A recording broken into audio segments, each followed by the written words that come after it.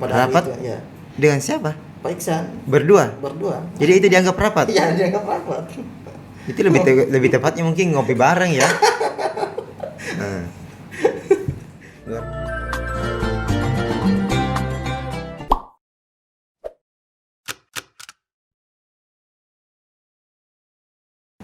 Assalamualaikum Pak Karding. Waalaikumsalam. Apa kabar? Alhamdulillah baik. Ya, alhamdulillah, terima kasih banyak sudah datang di studio. Mohon maaf menyita waktunya. Ya tidak apa-apa. Sebagai pimpinan tentu banyak kesibukan. Beberapa saat ke depan atau kita akan bincang-bincang ya. Saya tertarik ingin pemirsa mungkin tertarik ingin mendengarkan cerita Ustadz Karding merintis Hidayatul Pangkep. Bagaimana suka dukanya, seperti apa perjuangannya, mungkin perlu disampaikan supaya menjadi inspirasi untuk teman-teman yang lain. Silakan Ustadz Karding. Iya.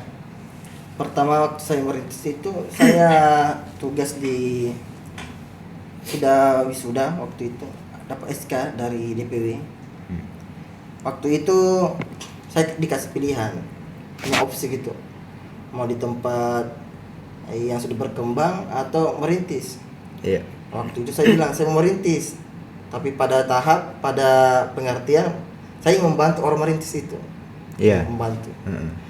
Pada kenyataannya Disuruh merintis. Setelah rapat 3 kali waktu itu tidak salah, rapat, dan pada akhirnya disampaikan merintis. Iya. Ya, saya sampaikan kepada sekretaris DPW pada waktu itu Pak Sumaryadi, menyampaikan Pak Karding ini tugas dipangkep merintis. Alhamdulillah. Saya senang waktu itu karena memang sudah terwujud kan mimpi saya. Memang harapannya membantu orang merintis. Membantu. Tetapi setelah penjelasannya Pak Sumaryadi itu, dia bilang tidak ada tanah di Pangkep itu, tidak ada tanah, tidak ada tempat, dan tidak ada bisa yang kita harapkan. Jadi apa yang mau dirintis?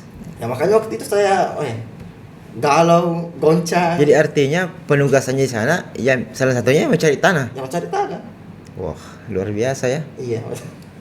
Dan Karding menjalankan itu. Ya, saya menjalankan sepenuh hati dan ikhlas gitu. Dalam artian dari DPW kan sudah memberikan pencerahan itu terkait dengan bagaimana kita merintis dalam dakwah.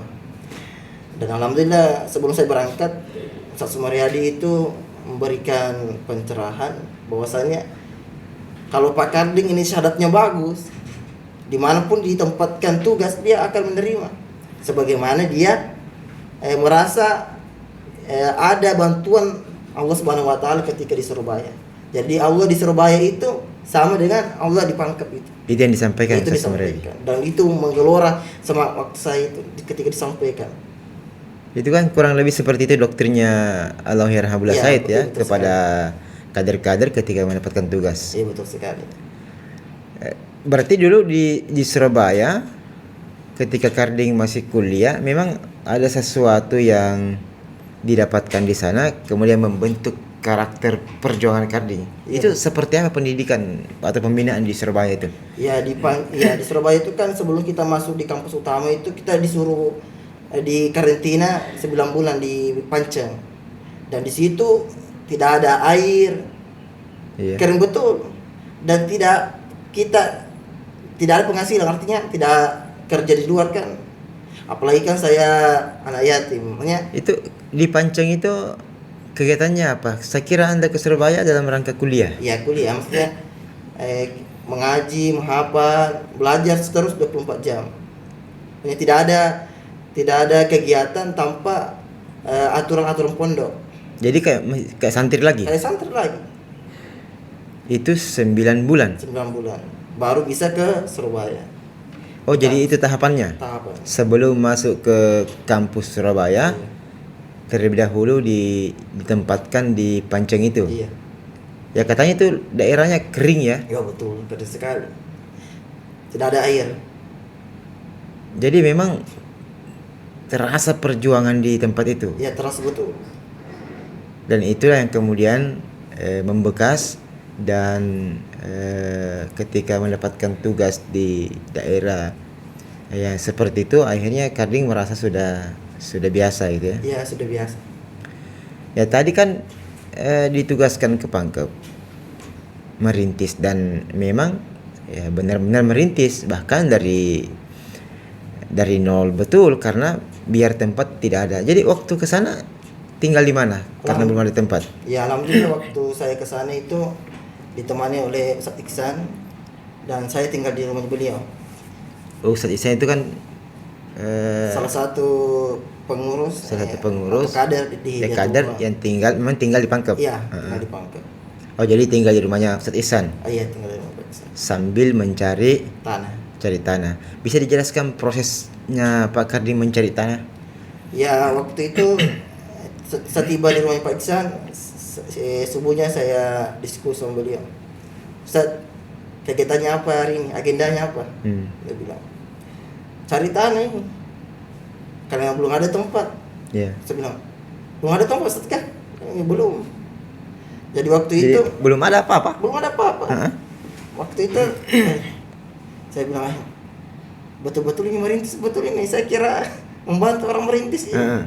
Ternyata saya disuruh merintis dan saya harus terjun. Ketika saya sudah disampaikan sama Ustadz Iksan, hari ini kita pergi silaturahmi di toko masyarakat, supaya antum juga ada kegiatan daripada di rumah terus. Ya, jadi saya sama Pak Iksan pagi-pagi sudah silaturahmi di masjid-masjid. Menawarkan diri gitu. Ya, karena cikal bakalnya gitu. Setelah itu tawarkan jadi ketemu orang memperkenalkan diri. Iya betul. Pak, saya dari Hidayatullah. Mungkin begitu. Saya kesini mau bikin pesantren. Iya. Pasti orang penasaran kan dan bertanya di mana lokasinya. Iya, tentu itu. Ada juga sindiran, ada juga tidak percaya. Saya bilang, dia bilang mau merintis. Di mana merintis? Di Pangkep. Sudah ada tanahnya? Belum. Sudah ada dananya? Belum juga. Bisanya kau merintis begitu? Bilang begitu. Jadi saya renungkan juga, betul juga dia bilang. Betul juga dia bilang. Tapi itu lagi, saya selalu ingat cerita-cerita para pendahulu kita, salah-satu kita di Hidayatullah. Artinya memang kita yang merintis di Hidayatullah itu mulai dari nol. Bahkan hanya modal majalah. Iya, bahkan modal majalah. Jadi itu membuat saya tuh lebih yakin, pasti ada pertolongan dan Allah Subhanahu wa Ta'ala. termotivasi ya. Termotivasi. Karena logikanya ya masyarakat umum juga pasti pikirannya seperti itu kan. Ini kalau mau bikin pesantren tentu dananya harus banyak dan terlebih dahulu harus ada lokasi. Sementara ini Ustaz Karding datang tidak ada lokasi, tidak ada biaya, tidak ada dana. Tapi seperti apa kelanjutannya itu sehingga bisa menemukan lokasi seperti sekarang ini? Setelah itu kan saya sudah menawarkan diri kan, sedang silaturahmi. Setelah itu ada kita ketemu pejabat. Tapi saya tidak usah sebut namanya di sini. Beliau menawarkan rumah jabatan di salah satu di lapangan Minasa Tene waktu itu. Rumah jabatan? Yang sudah tidak layak pakai sih. Tapi kita membersihkan. Sudah lama tidak ditempati. Ya, sudah lama tidak ditempati. Kita dikasih, dia menyuruh kita membersihkan. Sudah dibersihkan, silakan tinggali, tempati. Setelah itu, saya sama Pak Iksan bersama anak-anaknya, itu apa waktu itu? Membersihkan, membantu saya bersihkan. Setelah dibersihkan, malamnya saya sudah rapikan pakaian saya dengan Pak Iksan. Artinya siap pindah ke tempat yang baru itu. Tempat yang baru itu. Setelah itu Pak Iksan antar saya malam-malam itu habis isya. Pas mau turun dari tempat yang tadi sudah dibersihkan itu, rumah jabatan itu. Kami mau masuk, ada stafnya di luar. Dia bilang, "Kita mau ngapain Pak Ustadz?" Saya bilang, "Saya mau tinggal. Sudah dapat izin. Dia bilang, "Minta maaf. Sudah lama itu pemberiannya. karena sudah lama tidak pernah dijalankan, tidak dilaksanakan segera, maka kami batalkan Ki. Artinya perjanjian itu sudah tidak berlaku lagi Tidak berlaku pada lagi. saat Anda mau masuk. Ya sudah masuk. Jadi waktu itu saya sampaikan Pak Iksan, bagaimana Pak Iksan? Ya. Ya kalau mau begitu, yang mau diapain? Kita anu saja, pindah lagi, ya, pindah di rumah Ibu Pak Iksan. Kembali lagi ke rumah Kembali Pak di Iksan. rumah Iksan. Padahal ini barang-barang sudah dibawa semua ke situ. Sudah semua. Sudah siap tinggal. Sudah siap tinggal. Bahkan itu tempatnya kami sudah bersihkan, biar satu malam kita tidak tinggal di situ. Kecewa? Ya pasti ada kecewa. Saya ya betul-betul ini, betul-betulnya perjuangan merintis itu tidak mudah. Itu anggaplah itu tantangan awal ya. Ya tentang awal. Nah, jadi mungkin Allah juga ingin menguji kesabaran Ustaz Kardi. Ya itu yang disampaikan Pak Iksan. Bila bilang ya ini cobaan dinamika orang merintis. Jadi Dinamika perjuangan. Ya. Iya. Nah, setelah itu kembali lagi ke rumahnya Ustadz Ihsan, Iya. terus mencari lagi tanah yang lain. Mencari lagi.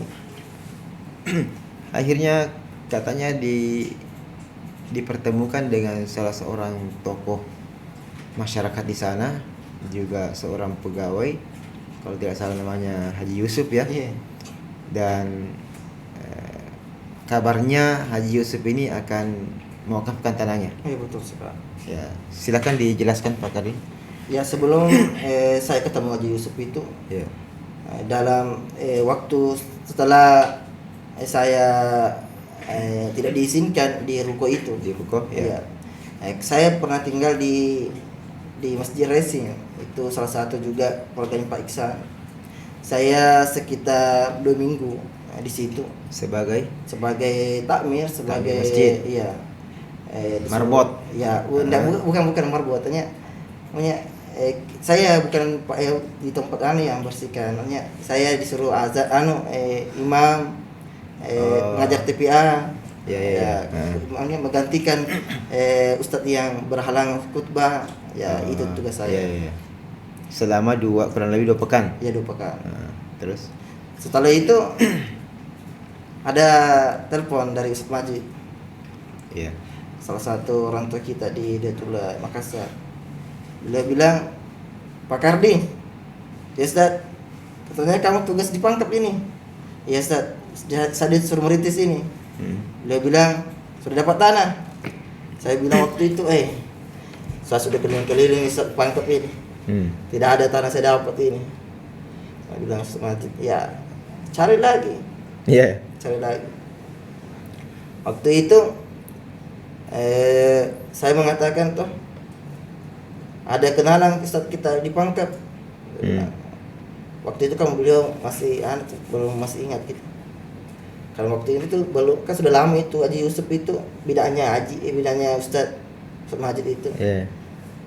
Setelah itu dia bilang kamu harus cari, karena kamu ditugaskan di Pangkep itu dalam rangka untuk mendirikan pondok, merintis. Bukan jadi pengurus masjid. Iya, bukan pengurus masjid, apalagi terlena dengan posisi itu, nah begitu. Iya. Setelah merasa nyaman. Ya merasa nyaman. Jadi tidak lagi cari lokasi. Iya, cari lokasi. Setelah itu betul juga apa yang bilang Ustadz Majid. Beliau bilang ada itu binaan saya di Tonasa. Saya bilang ada Ji, ya ada Ustadz. Bilang ada. Siapa namanya? Bilang Haji Yusuf. Karena dulu itu mau kasih tanahnya. Saya bilang dulu ada kabar. Iya, ada kabar ya. Dia mau wakafkan Ya. tanahnya. Saya bilang, bisa aja berubah itu orang. Waktu itu saya bilang itu. Dia bilang, kesana saja silaturahmi. Saya bilang, Ustadz, punya nomor HP-nya? Tidak ada. Punya fotonya? Supaya saya memperkenalkan alatnya, mencari. Ada foto gitu, ada bukti. Dia bilang, tidak ada. Pokoknya kamu cari saja. Setelah telepon dari Ustadz Majid itu, saya bergegas. Pergi di sekitar masjid. Kita kenal Haji Yusuf kan, yang karyawan Tonasa, orang kaya katanya. Tidak kenal Ki. Karena jadi hanya modal nama saja. Modal nama. Kemudian Kardi harus keliling mencari nama itu. Iya. Setelah itu kebetulan Pak Iksan silaturahmi di Masjid Racing. Datang pada saat itu. Iya, pada saat itu. apa kegiatan Pak Karding? Saya bilang, ini saya ditelepon sama Ustaz Majid ini Iya. untuk cari namanya Haji Yusuf. Haji Yusuf. Mm. Setelah itu Haji Yusuf kan di Baloci ya rumahnya. Oh, kenal. Kebetulan Ya, Pak Iksan kenal. Pak Iksan kenal. Ah. Setelah itu diantar saya ketemu dengan beliau. Hmm. Dan alhamdulillah beliau terima kita. Terus Ustadz Haji Yusuf itu, maaf, Haji Yusuf itu mengatakan, kenapa Ustadz malam-malam datang di rumah? Waktu itu kan malam-malam, Iya. habis isya. Setelah itu kita sampaikan maksud kami silaturahmi di rumah beliau. Iya. Saya sampaikan ada penyampaian dari Ustadz kami itu Ustadz Majid. Oh, Ustadz Majid kan yang sudah kenal. Katanya dulu Haji pernah berminat untuk memberikan tanah. Berniat begitu. Ya, berniat. Heeh. Untuk memberikan tanah kepada Hidayatullah. Baru Haji mengatakan, ya memang pernah Pak Ustadz. Waktu itu saya ingin menyerahkan kepada Ustadz Majid. Ustaz Majid. Ya, tapi sampai sekarang Mas Majid itu belum pernah hubungi saya komunikasi terkait dengan itu. Maka untuk saat ini saya rasa belum. Tapi memang dia ceritakan itu. Iya. Memang saya sebenarnya ada niat untuk memberikan tanah yang di Baloci itu. Iya. Tetapi saya mencari orangnya yang tepat, jangan sampai yang saya kasih ada masalah di belakang. Karena ini Pak Ustadz di tanah di Baloci sudah 4, sudah 5 lah. Ya sudah minta Sudah 5 orang atau ormas Iya. yang berminat dengan tanah itu. Iya. Itu tanahnya berapa luas? Ya alhamdulillah sekitar 2 hektar lebih. Sekitar 2 hektar ya. Dan Cukup luas ya. Cukup luas. Dan tempatnya sangat strategis untuk para penghafal.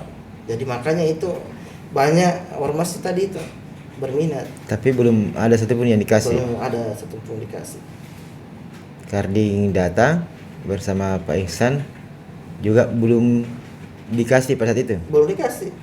Tapi karena bahasanya beliau memang dia mau berniat untuk Mewakafkan. dan dia cerita bahwasanya dia itu menangis ketika dia di Mekah itu. Menangis terseduh-seduh. Dia mengatakan dalam mimpinya itu dia melihat di tempat tanah itu banyak nanti baju-baju putih dan ramai nanti. Tapi saya ingin mencari orangnya. Kalau saya lihat kita belum tepat siannya. Saya tidak lihat gitu, tidak lihat gambaran. Kalau kita kan masih muda, masih anak ya. Kalau itu karena begitu pembicaraannya, karena sudah mau masuk waktu pergi ke kantor aja, saya pamit. Setelah itu saya ke rumah Pak Iksan. Setelah rumah Pak Iksan itu saya diskusi Pak Iksan, bagaimana Pak Iksan? Haji belum menyerahkan itu tanahnya. Belum merespon. Ada kesan Haji tidak percaya dengan Ustaz Karding ini? Iya, salah satunya itu. Karena mungkin dia masih melihat saya masih muda. Belum punya istri. Kan waktu itu belum nikah kan? Belum nikah, masih bujangan. Dan Hanya modal semangat saja. Modal taat. Ya, modal taat. Kemudian menghadap ke calon pewakaf. Iya. Dan saat itu ya belum ada hasil karena Belum ada hasil. masih diragukan ya. Masih begitu. diragukan, ya. Nah, bagaimana strategi selanjutnya? Waktu itu setelah saya ketemu dengan Pak Iksan, saya bilang Haji tidak merespon terkait dengan kedatangan kita gitu. Terkait dengan kita berminat untuk mengelola tanahnya. Iya. Mendirikan pondok. Setelah itu Pak Iksan, kalau begitu cari lagi tanah. Iya. Saya bilang, oke Ustaz, kita cari juga tanah selain Haji Yusuf. Tapi kalau bahasanya Haji Yusuf kan bahasa sebenarnya dia mau ngasih. Ada harapan sebenarnya dari hasil pembicaraan itu. Hasil pembicaraan itu. Tetapi bagaimana cara kita ini meyakinkan beliau? Iya. Jadi kita berpikir di situ. ya kalau begini Pak Karding kita aja silaturahmi terus. Iya. Idenya Pak Iksan begitu, silaturahmi terus. Setelah itu subuh-subuh, setelah salat subuh itu kami ke rumahnya terus Setiap hari? setiap hari. Itu berapa lama berlangsung silaturahmi seperti 3 itu? bulan. Selama 3 bulan, Iya. setiap hari datang ke rumahnya Haji Iya. Yusuf. 2 bulannya itu tidak bawa apa-apa. Ke 3 bulannya itu baru bawa majana. Bulan ketiga sudah bawa senjata. Iya, senjata. Jadi sebelumnya tangan kosong. Tangan kosong. Apa responnya itu Haji Yusuf dia datangi rumahnya setiap hari seperti itu? Dia bilang waktu itu dia ketawa Ki. Hah? Sudah banyak kali ini Ya. Ustaz, kita ke rumah ini. Hah? Terkait itu masalah tanah itu tadi saya mau kasih tapi belum merasa lega, belum merasa rela untuk memberikan sama kita gitu karena Artinya belum percaya. belum percaya. Jadi saya sudah hanya dalam pikiran saya, ini Haji masih belum percaya sama saya. Belum percaya. Artinya kan dia juga merasa bahwa jangan sampai tanah saya yang saya serahkan tapi tidak dikelola. Ya, Mungkin betul. itu Ya. mungkin kekhawatirannya. Ya, itu kekhawatirannya. Sementara dia punya harapan besar terhadap tanah itu Ya, dimanfaatkan betul. dengan baik. Iya. Ya. Oke, selanjutnya strategi apa lagi Ya. setelah sekian lama begitu? Sudah masuk 3 bulan itu, hampir tinggal 1 hari waktu itu tuh. Saya diskusi sama Pak Iksan karena program kita itu setiap subuh harus ada rapat apa yang kita mau kerjakan pada Rapat? hari itu. Ya. Dengan siapa? Pak Iksan Berdua. Jadi Jadi itu dianggap rapat. iya dianggap rapat. Itu lebih tepatnya mungkin ngopi bareng ya. Nah. Luar biasa ya komitmennya. Iya. Oke, selanjutnya. Selanjutnya bilangnya Pak Iksan itu, Pak Iksan, bagaimana kalau kita membuat kegiatan? Iya. Nah, kegiatan apa yang kita mau buat? Baru ini aja tidak ada dana. Dia bilang mabit. Siapa Pesertanya. Ya, dia bilang kan kamu punya santri Punya TPA santri di masjid. di masjid itu. Ah. Pada waktu itu kan ada sekitar 25 santri saya di sekitar masjid racing itu. Iya. Setelah itu saya sudah sampaikan sama orang tua santri bahwasanya ada kegiatan mabit.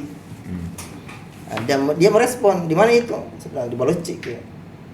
Pemandangannya bagus, dikelilingi gunung. Ya. Dia bilang semuanya mau pergi mabit, ikut mabit.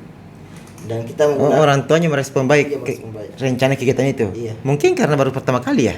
Iya, pertama kali. Heeh. Dan waktu itu kita menggunakan mobil truk. Sewa mobil truk. Iya, sewa mobil truk Ke lokasi. Ke lokasi. Berapa jauh dari masjidnya Pak Karding ke lokasi yang rencananya diwakafkan itu? Sekitar 16 kilo. Oh, lumayan jauh ya. Lumayan jauh. Jadi mabitnya di sana. Mabit di sana. Tapi kan itu tanah belum diserahkan. Ya, waktu itu kan kita cuma masih punya ide. Belum kita konfirmasi sama Haji ini. Iya. Pas sudah mau berangkat, sudah siap-siap, baru dihubungi Haji. Haji, kebetulan kan waktu itu hari Ahad. Iya. Artinya Haji kan tidak ada kegiatan. Iya, di Kan, rumah saja iya, barangkali. rumah, nah ada libur. Sampai ke sama Haji, kami punya kegiatan Ji, mabit bersama santri TPA kami. Dia bilang, ada toh jika TPA tak? Iya. Sampai begitu bahasanya. Iya, bahasanya tuh. Hah? Saya bilang, ada Ji nih sekitar 25. Kalau bisa, Haji bisa hadir untuk memberikan sambutan atau apa. Iya. Setelah itu bilang Haji, insya Allah saya datang. Oh, dia bersedia hadir. Bersedia hadir. Mm-mm. Tapi setelah kami sampai ada kegiatan ceramah, sholat lain, paginya olahraga. Setelah itu malamnya kan tidak ada Haji. Iya. Di mana Haji? Katanya mau datang. Berikan sambutan kok tidak ada. Sampai jam 6.30 itu baru datang Haji. Oh, itu di lokasi yang tempat yang rencana mau diwakafkan itu memang sudah ada bangunan ya? Belum ada sama sekali. Cuman ada di situ warga atau penjaga kebunnya Haji. Oh, ada penjaga kebun. Jadi tempat itu yang ditempati mabit. Iya, betul sekali. Muat saja untuk 25 orang. Sebenarnya tidak muat, tapi mau diapain kan sudah terlanjur. Kami sudah terlanjur membawa santri Yeah. sekitar 25 orang. Jadi mau tidak mau ya harus dicukupkan tempatnya. Katanya di situ sulit air. Iya, Bagaimana untuk wudhu dan sebagainya? Ya kebetulan waktu itu musim hujan, jadi ada penampungan air Oh, dari penjaga kebun. Berarti ditampung ya. Ditampung. Itu sudah dimanfaatkan untuk berwudhu dan sebagainya. Iya. Nah, jadi sampai malam ada kegiatan begitu, itu sholat lah ya malam itu ya? Sholat. Dan itu barangkali juga sholat malam pertama di tempat itu ya. Iya betul. Dan Haji Yusuf ditunggu-tunggu ndak datang-datang. Catatan datang. Sampai kapan dia baru muncul? Jam 6.30 pagi-pagi. Oh, paginya baru datang. Baru datang. Dan itu pun saya sempat kecewa. Makanya saya sudah 3 bulan silaturahmi dan kemarin beliau sudah mengiyakan hadir. Berjanji mau hadir. Berjanji hadir. Hari ini tidak ada. Jadi di pikirannya waktu itu Pak Karding gagal lagi rencana Gagal saya lagi ini nih, gagal karena seandainya dia datang mungkin saja dia berpikiran, tapi Iya. karena dia tidak lihat Hmm. dan ternyata jam 6.30 Haji Yusuf datang. Ya, kebetulan waktu itu kami sedang sama santri olahraga. Heeh. Haji datang bawa sepeda. Assalamualaikum Pak Ustad. Sudah. Waalaikumsalam Haji. Baru bilang, banyak santri tak? Saya bilang, ya alhamdulillah Ji. Bukan Ji santri dari Makassar. Saya bilang bukan Ji, saya membina TPA di masjid. Artinya masih melihat santri masih ragu juga. Ya masih ragu juga. Sampai dia bilang, mohon maaf ya. Haji bilang begini, jangan sampai kau sewa gini. Ya. Supaya hanya mau yakinkan saya gitu. Heeh. Ada sempat Dia sampaikan begitu? Ya, sempat begitu. Dan Bagaimana perasaannya Eh. Pak Kardi waktu itu? saya waktu itu tidak ada harapan lagi kalau begini. Heeh. Sudah kecewa betul. Tapi setelah Haji saya berikan kesempatan atau waktu untuk sambutan kepada santri-santri, dia sampaikan begini. Sebenarnya ini Pak Ustadz, kan dia panggil saya adik Ustadz. Karena mungkin dia melihat Masih muda sekali. Ini dia Ustadz, seperti yang saya sampaikan di rumah. Saya itu betul-betul ingin memberikan pondok tanah saya sama pondok. Yang penting dikelola betul. Dan saya pernah menangis itu, dan saya pernah juga bermimpi bahwasanya ini nanti tanah itu dihuni oleh baju putih semua. Begitu kan. Jadi waktu itu saya berpikir ini ada harapan ini. Ada lagi harapan ini. Ada harapan lagi karena bahasanya aja begitu. Makin optimis lagi ya. Optimis. Tinggal bagaimana saya membuktikan itu tadi. Keseriusan saya untuk mengurus pondok ini. Sekiranya lokasi itu dikasih. Iya, sekiranya lokasi dikasih. Ya. Jadi kedatangan Haji Yusuf pada saat itu menambah lagi optimisnya Pak Karding ya. Iya, betul, Ustaz. Nah, selanjutnya setelah ada harapan begitu, Selanjutnya setelah ada harapan begitu, saya berkomitmen untuk tinggal di lokasi. Walaupun sebenarnya itu tidak ada kendaraan. Setelah saya mau ke lokasi, saya melakukan penggalangan dana di WA. Alhamdulillah terkumpul 6 juta untuk beli motor bekas. untuk beli motor pertama di pondok. Dan masih ada sampai sekarang. Itu motor. setelah datang Haji itu memang sudah diserahkan ya? Belum. Tapi Haji bilang silakan silakan tinggal dulu melihat kondisi.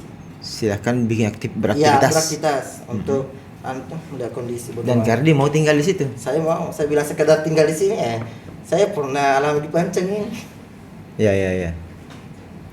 Jadi tinggal di situ bersama dengan penjaga kebun. Penjaga kebun. Apa aktivitas di situ? Ya seperti biasa, kita sholat, mengajak anak-anak mereka membaca, mengaji. Oh, di situ di dekat lokasi pondok sudah ada warga. Sudah ada warga. Oh, sudah ada warga tapi belum ada aktivitas keagamaan barangkali di situ. Dan Ustaz Kardin datang kemudian mengajari anak mereka mengaji. Iya, betul sekali. Itu dalam keadaan belum diserahkan ya tanahnya itu. Belum diserahkan. Kapan pada akhirnya Ustaz Yusuf itu kemudian membagikan tanah itu secara legal? Ya ketika beliau melihat ada santri, ada anak-anak yang mengaji di situ. Kebetulan waktu itu ada bekas kandang sapi. sebelum menjadi masjid sementara itu. Kami bersihkan. Setelah itu ada kegiatan belajar mengajar. Belajar mengajarnya di bekas kandang sapi. Iya. Setelah itu Aziz melihat keseriusan saya, dia sudah ada kerelaan untuk berikan terang, walaupun tidak secara Jadi Aji itu sebenarnya tetap memantau kegiatan Pak Kardi. dia tetap memantau perbuatan saya, kegiatan saya. Dan setelah mungkin dia yakin karena melihat ada kegiatan, akhirnya dia serahkan itu. Luar biasa ya. Saya mau lanjutkan tadi masalah kandang sapi itu yang dijadikan musola. Apa tidak ada tempat lain selain itu? Sebenarnya ada itu di rumahnya Dentua. Tapi kan tidak mungkin kita ada kegiatan mengaji di situ, kan di situ juga Dentua tidur, masak dan sebagainya akan mengganggu. Tapi karena di tempat itu cuma 2 tempat, yaitu bekas kandang sapi yang tidak difungsikan, yang kedua itu rumah tadi. Akhirnya muncul ide untuk membersihkan kandang sapi itu. Memang sapinya sudah lama tidak ada? Sudah lama, dan itu tadinya sudah kering semua. Artinya tapi masih nampak bahwa itu bekas kandang sapi. Sekali. Ya, menjadikan itu kemudian disulap jadi musola ya, musola awal. Iya, musola awal. Itu siapa jamaahnya Pak Karding ketika itu sudah jadi musola? Sebelum sampai ke jamaahnya itu, mengapa itu dijadikan masjid sementara itu? Yeah. Musola sementara. Karena waktu itu saya mau pergi khutbah Jumat ceritanya ini. Terus saya bonceng 3 sama santri-santri yang dikirimkan oleh pergi khutbah. Iya, khutbah. Ada warga melihat saya. Yeah. Kemana Pak Ustadz? Saya bilang pergi khutbah di Pangkep. Kebetulan memang ada jadwal. Yeah. Itu. Dia bilang, kenapa bukan di sini, khutbah Jumat aja? Saya bilang, siapa yang khutbah? Kita kan Ustadz. Terus tempat ini mana?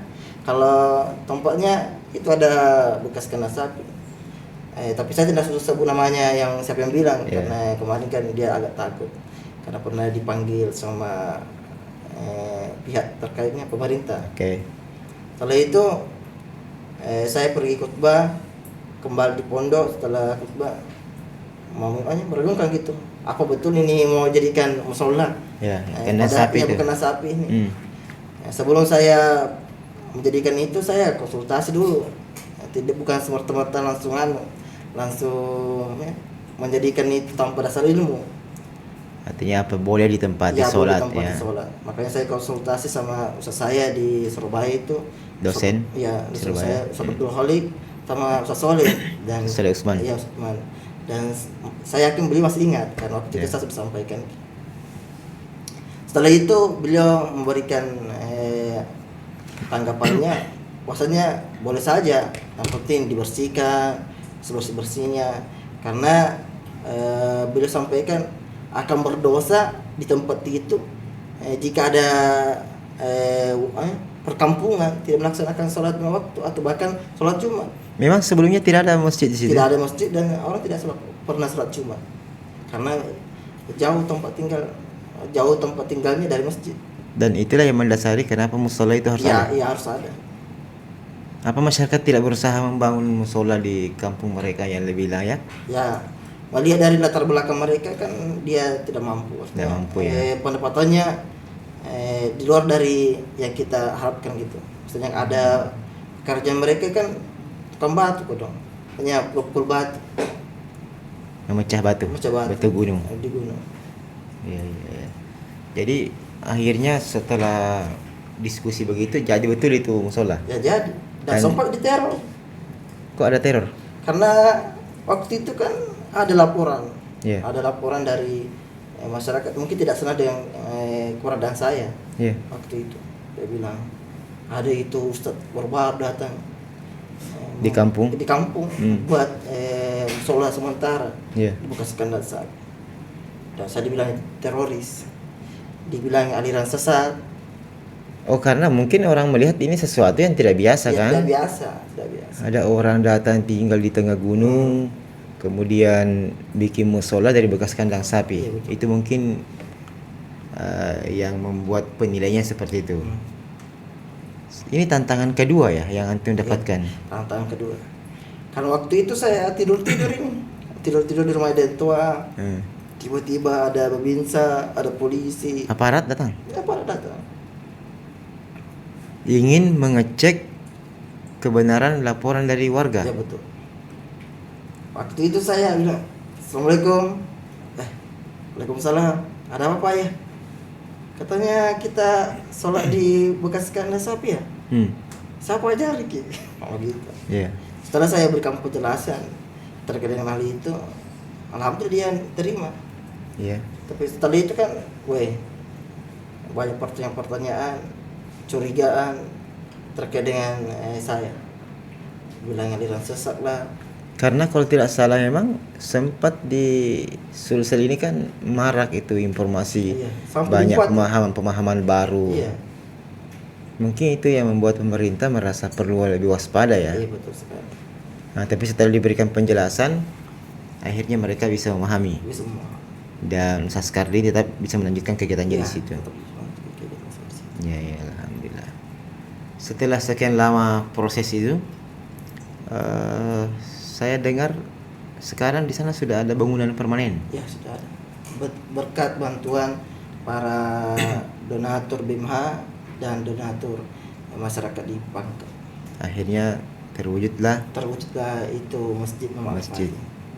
Dan sekarang di Pangkep sudah ada berapa santrinya, Pak Ustadz? Untuk sekarang ini kami masih cuma menerima 10 saja. 10 Baru santri. 10 orang. Baru 10 orang santri yang kita terima karena memang itu asrama tidak cukup, dan itu pun juga asramanya sebenarnya bekas kandang sapi yang Asrama juga Iya. untuk santri ini masih bekas kandang sapi juga. Betul. Artinya waktu itu di tempat itu mungkin memang tempat pelihara sapi ya? Iya betul, pelihara sapi. Di situ banyak sapi. Banyak Pelihara sapi. Dan itu yang tadi sini tempatnya lah kandang-kandang sapi semua. Iya. Dan alhamdulillah sekarang di situ sudah jalan kegiatan ya. Ya, alhamdulillah sudah ada kegiatan. Bagaimana rasanya itu Pak Karding bisa mewujudkan sebuah tempat seperti itu? Sebenarnya perasaan saya itu sangat senang, walaupun di awalnya itu sangat menderita dalam artian banyak cacian, banyak rintangan yang kita lalui ketika kita merintis. Ketika dicaci, di apa istilahnya ya, dilecehkan seperti itu, tidak ada niat untuk kabur atau lari dari tempat tugas? Pernah waktu itu saya bilang, sudah deh, saya tidak mau merintis lagi. Tapi lagi-lagi kan teman-teman di DPW, maksudnya DPW memberikan pencerahan bahwasanya saya teringat sekali sama Sultan. Ya. Pak Karding, kamu tuh ditugaskan di Pangkep itu untuk menyelesaikan masalah, Ya. bukan untuk Menambah masalah. menambah masalah. Jadi Pak Karding tugasnya di situ. Pak Karding harus tampil untuk menyelesaikan problem itu. Setelah saya dapat pencerahan itu, saya kembali lagi semangat. Kembali semangat. Setelah itu melakukan kegiatan seperti biasa. Bukan karena Karding masih bujang sehingga selalu down, atau memang karena mendapatkan apa tadi itu ya, permasalahan dari warga setempat? Ya, sebenarnya permasalahan di setempat itu. Karena ceritanya ini kan saya hadir untuk memberikan kebaikan. Ya, menebar kebaikan. Memberikan kebaikan. Lantas ketika saya ke sana, dibilangi penipu. Ya. Bahkan itu ada saya buat spanduk mau bikin masjid, ada warga di situ mengatakan, Pak Bote, kau Pak Ustadz. Karena mungkin sering banyak partai-partai masuk di situ untuk mencobloski. Artinya warga di sana ini sudah sering mendapatkan janji palsu mungkin palsu, ya. Waktu itu berdekatan sekali dengan lokasi itu, yang punya tanah, yang kasih saya begitu, yang memberikan pernyataan begitu. Iya. Jadi itu yang membuat masyarakat semacam apatis ya, sehingga dia merasa siapa saja yang data ini hanya janji belaka. Ya. Bagaimana Anda meyakinkan bahwa ini bukan janji? Ya tadi saya harus harus membuktikan dengan adanya pembangunan masjid. Bekerja sama dengan BMH. Bekerja bersama BMH. Alhamdulillah pas setelah ada peletakan batu pertama, Haji diundang dan masyarakat senang sekali. Dan akhirnya terwujud. Dan itu masjid pertama di kampung mereka. Iya. Bahwasanya dia sudah terpercaya. Mereka percaya sudah, oh ternyata ini Pak Karding ini tidak main-main.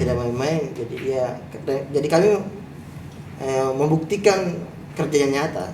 Ya. Kerja nyata supaya mereka tidak menganggap kita sebagai orang-orang yang pernah masuk di situ untuk memberikan janji. Sebenarnya Anda belajar apa di style atau di Al-Bayan dulu? Kenapa bisa muncul idealisme seperti itu dan giroh perjuangan yang kuat seperti itu? Ya sebenarnya ya kami sering mendengar nasihat dari Ustaz Majid. Kalau di Surabaya itu saya sering mendengar nasihat dari Ustaz Abdurrahman. Dan saya masih teringat waktu itu ketika pas mau penugasan pembacaan SK malamnya paginya itu saya minta didoakan sama Ustaz Abdurrahman. Saya bilang, Ustaz, doakan saya semoga saya di tempat yang tempat tugas yang di sana bisa memberikan manfaat yang lebih banyak. Beliau bilang begini, Pak Karding, kau tidak cocok di tempat yang basah. Saya bilang, kenapa ini Ustaz Abdurrahman begitu? Dalam hati saya waktu itu. Saya bilang, saya direndahkan ini, dilecehkan itu.